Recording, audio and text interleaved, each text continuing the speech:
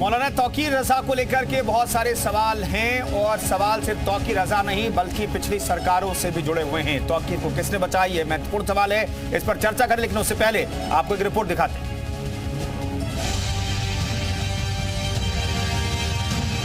ये मामला सन 2010 का है, जो कि वर्तमान में माननीय अपर सत्र न्यायाधीश त्वरित न्यायालय प्रथम बरेली श्री रवि कुमार दिवाकर जी के न्यायालय में विचाराधीन है। साक्ष्य परिशीलन करते हुए, पत्रावली का परिशीलन करते हुए तौकीर रजा को तलब किया है और उनके विरुद्ध 11 तारीख उनको उपस्थित होने के लिए नियत की है।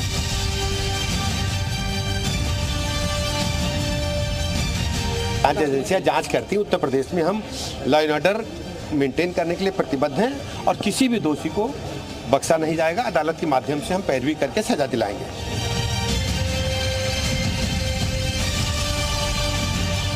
वर्तमान सरकार है और पुराना नाम जो था, जो हमारे सनातनी नाम थे, उन्हीं को खोज करके अब नाम रख रही है।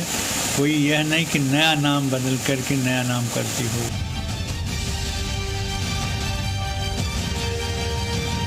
वो तो ये सब काम करते ही रहे हैं। उनको तो मतलब जिस तरीके से उनके उल जलूल बयान आते हैं और निश्चित रूप से वो व्यवधान खड़ा ही करते रहते हैं व्यवस्था को लेकर, तो अब मुझे लगता है कि कोर्ट माननीय न्यायालय अपना काम करेगा।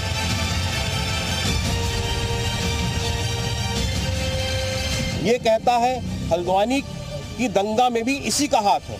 वो दंगाई कुछ दिन पहले यहीं पर रुके हुए थे, इसी दरगाह के अंदर। इसके साक्ष्य बहुत जल्दी हम लेके आने वाले हैं।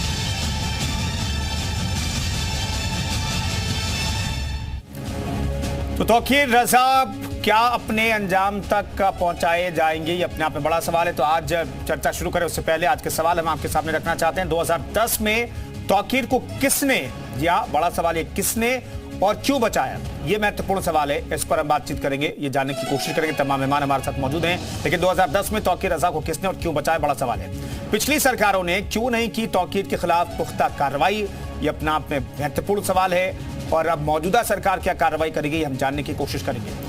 बीएसपी एसपी सरकार में मुस्लिम तुष्टीकरण की वजह से क्या दंगे होते थे, ये अपने आप में बड़ा सवाल है। तत्कालीन अधिकारियों ने क्यों नहीं की सख्त कार्रवाई, अपने आप में बेहद महत्वपूर्ण सवाल है। दंगों के मास्टरमाइंड तौकीर रजा को क्या मिलेगी सजा, ये महत्वपूर्ण सवाल है। इस पर बातचीत करेंगे। तमाम मेहमान हमारे साथ जुड़ रहे हैं, उनसे हम आपका परिचय करा देते हैं। अशोक पांडे हमारे साथ प्रवक्ता बीजेपी के मौजूद हैं। मेजर आशीष चतुर्वेदी नेता समाजवादी पार्टी के मौजूद हैं। गौरव वर्षी हमारे साथ नेता बीएसपी के मौजूद हैं। साध्वी गीतांबा हिंदू धर्मगुरु हमारे साथ जुड़ेंगी। मोहम्मद अफाक मुस्लिम स्कॉलर हमारे साथ जुड़ेंगे। लेकिन सबसे पहले रुक करेंगे बरेली का। अजय कश्यप हमारे साथ मौजूद हैं। अजय कश्यप दरअसल बरेली में जब दंगा भड़का था तब वहां पर मौजूद थे और उन्हें भी चोट लगी थी। अजय, 14 साल पुराने इस मामले में अब जस्टिस दिवाकर ने यह कह दिया है कि आरोपी नहीं मास्टरमाइंड है तौकीर रजा। क्या हुआ था उस दिन, जरा दर्शकों को जल्दी से बता दीजिए, फिर चर्चा की शुरुआत करेंगे। देखिए कुंदन, आपको बताऊं कि उस 2010 के दंगे का एक दर्द मेरे सीने में भी दबा है, क्योंकि उस वक्त मैं उससे रूबरू हुआ था। बानखाने में जो बवाल हुआ, आप अपने दर्शकों को बता दूं कि 2010 के दंगों में जो है, जैसे ईद मिलादुन नबी का जुलूस निकाला जा रहा था और उसको लेकर जो है मुस्लिम समुदाय के लोग बहुत ज्यादा एक मोह था, वो जा रहे थे और कहीं एक तरफ विवाद हो गए थे कि नई रस्म लगाई, एक नए रास्ते से जा रहे थे। जिला प्रशासन, पुलिस प्रशासन उन्हें रोकने की कोशिश की थी। ऐसे में जो है वो एकदम से उग्र हो गए थे और ऐसे में जो है लगातार जिला प्रशासन, पुलिस प्रशासन उनको समझाने की कोशिश कर रहा था, लेकिन वो लोग जो है नए रास्ते से लेकर निकलने की कोशिश कर रहे हैं। ऐसे में जो है पूरी सीन में जो है मौलाना तौकीर रजा की एंट्री होती है और वो माइक पे चीखते हैं कि एक धर्म विशेष के लोगों को टारगेट करते हुए कहते हैं कि अगर वहां से आधे घंटे के अंदर में अगर मेरा जुलूस नहीं निकला तो खून की नदियां बहा दी जाएगी। ऐसा आखिर उन्होंने क्या किया, क्यों कहा, बड़ा सवाल ये उठता है। और उसके बाद लगभग आधे घंटे बाद जो है पूरा शहर, चाहे वो बानखाना हो, कोहाड़ापुर पुलिस चौकी हो, कुतुब खाना हो, धर्म विशेष की दुकानों को, मकानों को निशाना करके जो है जलाया गया वहां पे।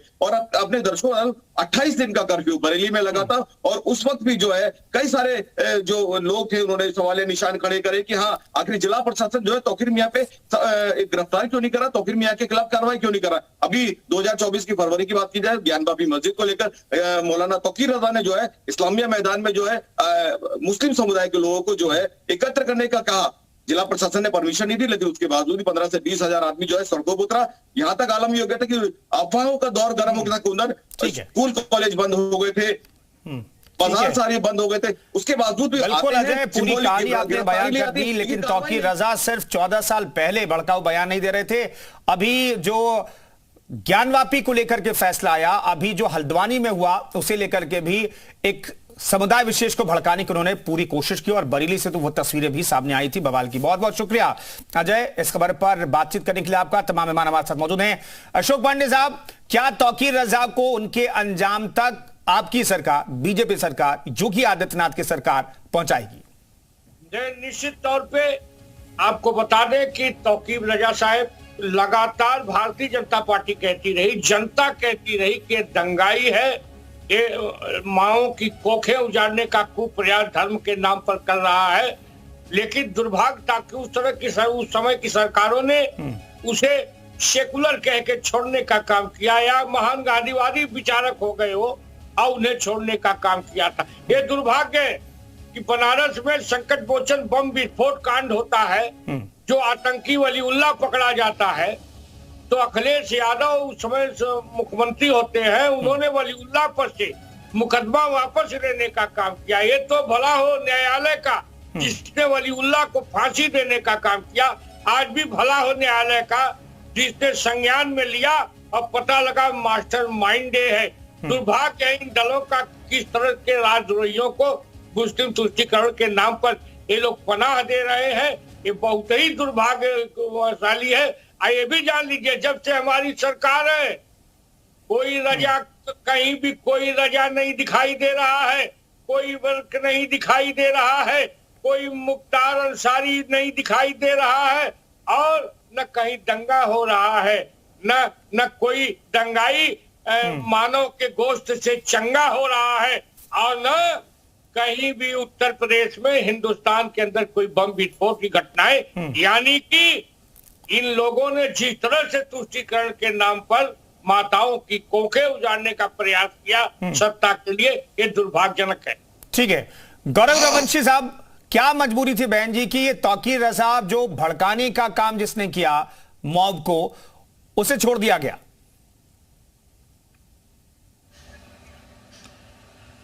छोड़ा कहाँ गया कुंदन जी? मैं यही तो देख रहा हूँ, सारी मीडिया में ये प्रचार किया जा रहा है, सारी मीडिया में ये बताया जा रहा है कि उस समय कोई कार्रवाई नहीं की। आपको ये जानकारी है? अमर उजाला की आज आप खबर पढ़िए, अमर उजाला ने पूरा डिटेल से दिया हुआ है। देखिए, दुष्प्रचार, कुप्रचार और क्या क्या करेगी सरकार, मुझे ये समझ में नहीं आ रहा है। गौरव साहब, ये उस समय इनके खिलाफ, रुक जाइए कुंदन जी, मुझे बोल लेने दीजिए। नहीं, मैं आपको पूरा बोलने दूंगा, बोल लेने दीजिए। गौरव साहब, मैं पूरा वक्त दूंगा। उस समय आपको बताया, मैं पूरा वक्त देता हूं आपको और तमाम पैनलिस्ट को देता हूं, लेकिन मैं ये जानना चाहता हूं नतीजा क्या हुआ। जी जी जी, तौकीर रजा के खिलाफ जितनी भी धाराएं, जितने भी 7 क्रिमिनल लॉ और गुंडा एक्ट, सारा कुछ लगाया गया था उस सरकार के दौरान ही लगाया गया था। और दूसरा मैं ये कहता हूं, आज जो केस चल रहा है कोर्ट में, क्या कोर्ट में स्वयं पहुंच गया बिना पुलिस में दर्ज हुए? क्या किस तरह की बात आप पब्लिक को समझाना किस तरह की चाहते हैं? एक कानूनी प्रक्रिया के माध्यम से ये केस कोर्ट तक पहुंचा है, आज कोर्ट उस पर निर्णय कर रहा है, और ये कहा जा रहा है कि बसपा सरकार में कोई कार्रवाई नहीं हुई। अगर उस समय बसपा सरकार में ये केस दर्ज नहीं किया गया होता तो आज कोर्ट अपने आप स्वतः संज्ञान में, कौन से मामले में स्वतः संज्ञान लेती है कोर्ट? आपराधिक मामलों में तो किसी में नहीं लेती है। मेरी जानकारी के अनुसार आपका कानून अलग होगा या भाजपा वालों का कानून अलग होगा। मुझे ये समझ में नहीं आता कि किस तरह के प्रचार किए जा रहे हैं। आप आज का अमर उजाला का लिंक पढ़िए, अमर उजाला में पूरा डिटेल में दिया गया है, जबकि नवभारत टाइम्स में ये कहा गया है कि कोर्ट ने संज्ञान में लेके, मैं क्या मतलब किस तरह की बातें लिखी जा रही, क्या रिपोर्टिंग हो रही है, मुझे समझ से थोड़ा बाहर है। नहीं, गौरव साहब, मैं आपकी बात मान लेता हूं, पूछना चाहूंगा गौरव साहब, अब गौरव साहब आप मुझे सुनिए। मैं कह रहा हूं कि आपने कार्रवाई की, धाराएं लगाई, सब कुछ किया, लेकिन सबूत पेश करना होता है, अभियोजन पक्ष को सबूत पेश करना होता है। आप 50 धाराएं लगा दीजिए, लेकिन सबूत पेश नहीं कीजिए, आपकी पुलिस नहीं करेगी, किसी को आप जेल में नहीं रख सकते। यही तौकीर रजा के साथ हुआ, आपने धाराएं लगाई, लेकिन धाराओं को साबित आप कोर्ट में नहीं कर पाए, इसलिए तौकीर रजा पिछले 14 सालों से खुला घूम रहा है और एक के बाद एक किसी तरह की बयानबाजी भी कर रहा है। अब गौरव साहब बोलिए। रुक तो जाइए। हाँ, कहिए। अरे कुंदन जी उसी समय के जो इंस्पेक्टर और विवेचक हैं सुभाष यादव जी, उनकी गवाही पे ही पूरा मामला, उन्हीं के साक्ष्यों पे पूरा मामला टिका हुआ ही है। अगर आपको जानकारी ना हो तो आप जानकारी कर लीजिए, नहीं सारी जानकारी जो भी लोग इंफॉर्मेशन दे रहे हैं उनकी जानकारी दुरुस्त कर दीजिए। नहीं, उनको दुरुस्त कर दीजिए जानकारी जो आपको जानकारी दे रहे हैं। सुभाष यादव जी तत्कालीन विवेचक थे जो आज पुलिस सेवा में नहीं है। वो उनकी गवाही पे, उसी पे पूरा कोर्ट इसमें काम कर रहा है। और ये कैसे कहा जा रहा है कि बसपा की सरकार में कोई कार्रवाई नहीं की गई? ठीक है, बसपा सरकार में लौटता गौरव साहब लौटता मेजर आशीष चतुर्वेदी समाजवादी पार्टी के नेता हमारे साथ मौजूद हैं। कुंदन जी रुक जाइए सर, मैं आता हूं, बाकियों से बात कर लेते हैं, आपके पास दोबारा लौटूंगा। आप बसपा नहीं, आप इस मानने को तैयार नहीं कि धाराएं लगा करके आपने बहुत बड़ा काम कर दिया, आप ये मान रहे हैं। मेजर आशीष चतुर्वेदी, अगर किसी मामले को आप अंजाम तक नहीं पहुंचाए तो अभियोजन पक्ष किस काम का? और आज कोर्ट ने भी टिप्पणी की कि उस वक्त एसएसपी, आईजी, जितने भी बड़े अधिकारी थे उन्होंने कुछ नहीं किया। अगर किया होता तो मौलाना तौकीर रजा अपने अंजाम तक पहुंचता। देखिए, कहीं ना कहीं कई बार ऐसा होता है कि प्रक्रिया जो होती है कोर्ट की वो समय तो लेती है, ये हम सब जानते ही हैं। और अगर कोर्ट ने ऐसा कहा है कि अगर उस वक्त के जो भी पुलिस के अधिकारी थे उन्होंने जो उनको करना चाहिए था अगर वो नहीं किया उस वक्त, तो ये दुर्भाग्यपूर्ण है। किसी भी व्यक्ति के खिलाफ जो एक आपराधिक कृत्य करता है, चाहे किसी भी राजनीतिक दल से आता हो, किसी भी धर्म से आता हो, समाजवादी पार्टी का यही मानना है कि उसके खिलाफ निश्चित रूप से कार्रवाई होनी चाहिए, चाहे वो कोई भी, क्योंकि ऐसी गतिविधियों को रोकना बहुत ज्यादा जरूरी है। ये देश हित में नहीं है। और हम ये मानते हैं कि देश की विकास, देश की प्रगति, प्रदेश का विकास, प्रदेश की प्रगति तभी संभव है जब कानून व्यवस्था सही जगह पे रहेगी। कहीं ना कहीं हम सब और एक आम नागरिक यही अपेक्षा करता है कि जो भी आपराधिक कृत्य करे, चाहे जिसकी भी सरकार हो, उसे उसके खिलाफ जो है कार्रवाई करे। ठीक है, साध्वी किताबा जी, ये मौलाना तौकीर रजा क्यों बच गए?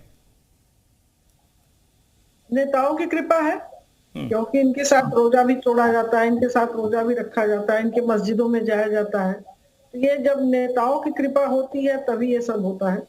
नेता लोग, वो सपा हो चाहे बसपा हो चाहे कांग्रेस हो, ये लोग इन लोगों को इतना खुश रखना चाहते कि इनको किसी प्रकार का तकलीफ ना हो, भले जनता को हो जाए, लेकिन इनका वोट बैंक नहीं निकलना चाहिए, क्योंकि वो तौकीर रजा की वजह से इनका वोट बढ़ेगा।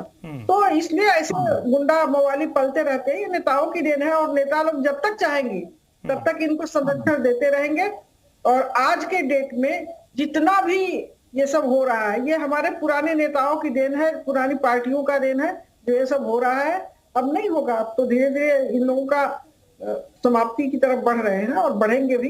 कारण क्या है कि अभी लोग खुल के ये नहीं कह रहे हैं कि नहीं ये आतंकवादी हैं, इनके साथ गलत करना ही चाहिए, लेकिन नहीं, ऐसा नहीं। अभी भी इनके साथ मुरब्बत से ही बात हो रही है कि नहीं ये धारा लगी, ये धारा लगी, ये धारा लगी, लेकिन सबूत नहीं दिए। तो बस यही बात है इनके साथ नेता लोग रहते हैं। जब नेता मिले रहेंगे तो ये ऐसे ही गुंडा मवाली पलते रहेंगे। ठीक है, मोहम्मद अफाक साहब, क्या कार्रवाई होनी चाहिए? अब तो मास्टरमाइंड कोर्ट ने कह दिया है, कोर्ट ने स्वतः संज्ञान लिया और कह दिया कि भाई मौलाना तौकीर रजा मास्टरमाइंड थे। 27-28 दिनों तक एक शहर में कर्फ्यू लगाना पड़ा। उस साजिश के, उन दंगों का मास्टरमाइंड मौलाना तौकीर रजा था। अब क्या कार्रवाई होना चाहिए आपके मुताबिक?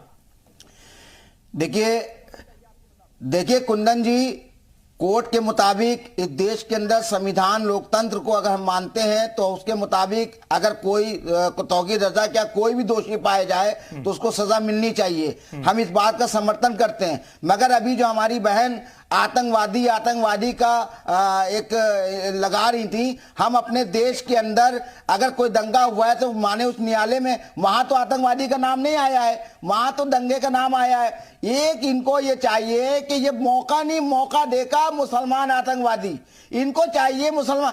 आप ये बताइए कि तौकीर रजा ने बयान दिया, उसको सजा मिलनी चाहिए। इसके अलावा कितने और लोग हैं जो इस वक्त देश के अंदर पनप रहे हैं, उनके खिलाफ कब कार्रवाई होगी? उनके खिलाफ कब कार्रवाई होगी? अभी 24 तक के न जाने कितने मुसलमानों को, न जाने कितने लोगों को टारगेट बनाया जाएगा हिंदू वोट हासिल करने के लिए। 24 की तैयारी है। तौकीर रजा का मामला ये नहीं है। सवाल इस बात का कहीं ना कहीं पे हम लोगों को परेशान करने की बात है तौकीर रजा का मामला इतना तूल, अगर उसने मोहम्मद अफाक उसको सजा मिलेगी। नहीं, मोहम्मद अफाक कौन परेशान कर रहा है आपको? मोहम्मद अफाक साहब कौन परेशान कर रहा है आपको? अरे अभी देखिए बहन जी ने क्या जुमला कहा, क्या बात कह दी कि वो अरे आप आतंकवादी की नजर, आतंकवादी बहुत बड़ी चीज होती है, आतंकवादी बहुत बड़ी चीज होती है। हर मुसलमान को कोई बात हो आतंकवादी कह देना, कोई यतीनानंद को कब आतंकवादी कहा जाएगा, सुरेश चौहान को कब आतंकवादी कहा जाएगा? सभी को नहीं कहा। ऐसे अगर हम कहें, साध्वी गीतांबा ने सभी को नहीं आतंकवादी का, सभी मुस्लिमों को आतंकवादी नहीं कहा। नहीं मोहम्मद अफाक साहब, मैं जानना चाहता हूं, मोहम्मद अफाक साहब मुस्लिम स्कॉलर होने के नाते आपको क्या लगता है ऐसी घटनाएं हिंदू मुस्लिमों के बीच खाई पैदा करती हैं, और ऐसी घटनाओं के जिम्मेदार जो कि मौलाना तौकीर रजा अभी तक चूंकि मास्टरमाइंड कोर्ट कह रहा है, तो उसके आधार पर क्या कार्रवाई होनी चाहिए मोहम्मद अफाक साहब? बिल्कुल कोर्ट के हिसाब से अगर तौकीर रजा दोषी पाए जाते हैं उनको भी सजा मिलनी चाहिए। उनको भी जो धर्म संसद लगा के जिन्होंने एक तरफा मुसलमानों के नरसंहार की बात करी थी उस पर भी कार्रवाई होना चाहिए। वो मामला ठंडे बस्ते में क्यों है, कई धर्म संसदें लगी, उसमें मुसलमानों के कत्लेआम की बात चली, उस पर भी बहन जी हमारी बात करें। इस देश के अंदर सबको संविधान के अनुसार रहना है, कोई भी दंगा भड़काता है, कोई भी अपशब्द बोलता है, उस पर कानूनी आप जनरलाइज कर देते हैं, हर मसले को आप जनरलाइज कर देते हैं। जनरलाइज मत कीजिए, स्पेसिफिक रहिए, एक मुद्दे पर आइए तो ज्यादा बेहतर है। अशोक पांडे साहब, ठीक है मैं लौटता हूं, अफाक साहब लौटता हूं। अशोक पांडे साहब, क्या ये उत्तर प्रदेश और खासतौर पर बरेली के लोगों को आश्वस्त आप करेंगे कि मौलाना तौकीर रजा अगर इस पूरे मामले में दोषी हैं, अगर दोषी हैं, मैं कह रहा हूं, अभी तो मास्टरमाइंड कहा गया है, अगर दोषी हैं तो उन्हें वो सजा मिलेगी जिसके वो हकदार हैं, जो गुनाह उन्होंने किया वो सजा मिलेगी? अशोक पांडे साहब, निश्चित सजा मिलेगी, हम तो निश्चित सजा दे भी रहे हैं। आपने देखा किसी भी मुद्दे पर अगर कोई घटनाएं हुई तो तत्काल गिरफ्तारी हुई और निश्चित सजा मिलेगी। अभी मौलाना साहब कह रहे थे आतंकी न कहा जाए, जो माताओं की कोखें उजाड़े, निरीहों को मारे, उसे आतंकी नहीं कहा जाएगा मौलाना साहब। तो क्या उसे महात्मा गांधी कहा जाएगा? जरा उनसे पूछिएगा। उसने माताओं की, निरीह लोगों की हत्याएं कराने का काम किया, अपने शब्दों से कई बार प्रयास भी किया, तो निश्चित तौर पे उसे देशद्रोही कहा जाएगा, आतताई कहा जाएगा, इसमें कोई दो राय नहीं है। लेकिन हमारी सरकार है, कोई बचने नहीं पाएगा, इसमें कोई दो राय नहीं है। हम आपके माध्यम से आश्वस्त करना चाहते हैं। ठीक है, अब बोलिए गौरव रघुवंशी साहब, आप कुछ कहना चाह रहे थे, पहली चीज। दूसरी चीज ये है कि आपने अगर सख्त कार्रवाई की होती तो क्या 14 साल से दंगों को भड़काने, नहीं मैं किसी अखबार के नाम लेने की जरूरत नहीं है, मैं किसी अखबार के नाम लेने की जरूरत नहीं। गौरव रघुवंशी साहब, मैं सीधा सवाल पूछ रहा हूं आपको, अगर आपकी सरकार ने उचित धाराएं लगाई थी, उचित कार्रवाई की थी, उचित सबूत पेश किए थे अदालत में, तो फिर तौकीर रजा फ्री कैसे रहे, खुले में कैसे घूमते रहे अभी तक? मैं यही बोल रहा हूं कि जो उस समय बवाल का इनके सरकारी कार्य में बाधा का मुकदमा दर्ज हुआ, 7 क्रिमिनल लॉ अमेंडमेंट एक्ट लगा, जानलेवा हमला का मुकदमा दर्ज हुआ, धार्मिक भावनाएं भड़काने का मुकदमा दर्ज हुआ, लोक संपत्ति निर्वाहन अधिनियम का मुकदमा दर्ज हुआ कुंदन जी। और उसके बाद ये काम अब कोर्ट का है, इस पे सजा देने का काम कोर्ट का है कुंदन जी। हम लोग इस तरह के व्यक्ति नहीं है कि फैसला हम लोग करें, किसी को इनकाउंटर में मार दें। गौरव साहब आप अच्छे नेता हैं, अच्छे प्रवक्ता हैं। गौरव साहब और अगर आप अच्छे प्रवक्ता हैं, पार्टी के पक्ष रखते हैं, लेकिन आप इतनी आसानी से आप कह रहे हैं कि भाई हमने धाराएं लगा दी और अब उसके बाद कोर्ट का काम है। कोर्ट सबूतों पर फैसला लेता है साहब, कोर्ट सबूतों पर फैसला लेता है, आपकी धाराओं पर फैसला नहीं लेता है। आप 1000 धाराएं लगा दीजिए। कुंदन जी आज उन्हीं साक्ष्यों के आधार पे तौकीर रजा साहब को सजा दी जा रही है, या उनको सजा दी जा रही है उन्हीं साक्ष्यों के आधार पे। ये बीजेपी वालों ने साक्ष्य नहीं पैदा कर दिए, या बीजेपी वाले कोर्ट नहीं है जो अब हमारे प्रवक्ता कह रहे हैं कि सजा दी जाएगी। कोर्ट सजा देगी या ये सजा देंगे? मुझे ये नहीं समझ में आ रहा है कि बीजेपी सजा देगी। अच्छा, दूसरा ये मैं पूछना चाह रहा हूं कुंदन जी, कोई भी सरकार हो वो कभी ये चाहेगी कि उसके शासनकाल में दंगा हो जाए? आखिर कौन सी ताकतें इसके पीछे हैं जो दंगा भड़काने का काम करती हैं? आखिर कौन से लोग इनसे तौकीरिया जैसे लोगों से मिले हुए हैं जो दंगा भड़का के लाभ लेना चाहते हैं, या ऐसे कौन आज देश में देखिए जहां जहां भाजपा की सरकारें नहीं है वहां दंगा हो रहे हैं, जहां जहां भाजपा की सरकार है वहां दंगा नहीं हो रहे हैं। पुलवामा वाली घटना सतपाल मलिक जी ने आपने बहुत महत्वपूर्ण सवाल उठा दिया है गौरव कि भाई दंगे से किसको फायदा होता है। अशोक पांडे जी भी जवाब देंगे इसका। विजय आशीष, लेकिन पहला सवाल आपसे, दंगों से किसे फायदा होता है? धर्म के नाम पे राजनीति करते हैं। जाहिर सी बात है वही लोग चाहते हैं कि इस तरीके का माहौल बना रहे कि जो असल मुद्दे हैं उनसे ध्यान भटकाया जा चुके। हमने पहले भी कहा कि जो भी व्यक्ति दोषी है उसके खिलाफ कार्रवाई करनी चाहिए। अभी हमारे भारतीय जनता पार्टी के साथी ने नाम लिया मुख्तार अंसारी का। अब तो मुख्तार अंसारी की पार्टी से आपका गठबंधन हो गया है और उनके जो आपके जिनसे गठबंधन हुआ आपने उनको मंत्री बनाया, अब तो आपका गठबंधन हो गया है मुख्तार अंसारी से। जनता को आप ये भी तो बताइए अब आप उसके खिलाफ क्या कार्रवाई करेंगे। हमने ये भी देखा कि अभी एक भारतीय जनता पार्टी के एमएलए जिनको बलात्कार के केस में दोषी पाया गया और 25 साल की सजा हुई है, लेकिन अभी तक खबर नहीं आई है कि उनकी सदस्यता रद्द की गई हो। हमने ये भी देखा कि अभी एक भाजपा सांसद जो बाराबंकी के हैं उनका कैसा वीडियो सामने आया है, उनका खुद का बनाया हुआ, उनके खिलाफ आपने कोई कार्रवाई नहीं की है। उन्होंने अश्लीलता कहां तक पहुंचा दी। अब चंडीगढ़ के किस्से को ले लीजिए, मेयर चुनाव वहां तो आशीष साहब हम स्पेसिफिक रहे। मैंने पार्टी ने किसी भी जो अधिकारी था उसके खिलाफ, वो देशद्रोह नहीं है, उसने खुलेआम जालसाजी की तो आप ही के कहने पे तो कर रहा था। लेकिन आशीष साहब हम स्पेसिफिक रहे, बरेली के मसले पर रहे तो ज्यादा बेहतर है, उस पर चर्चा करें। हमारे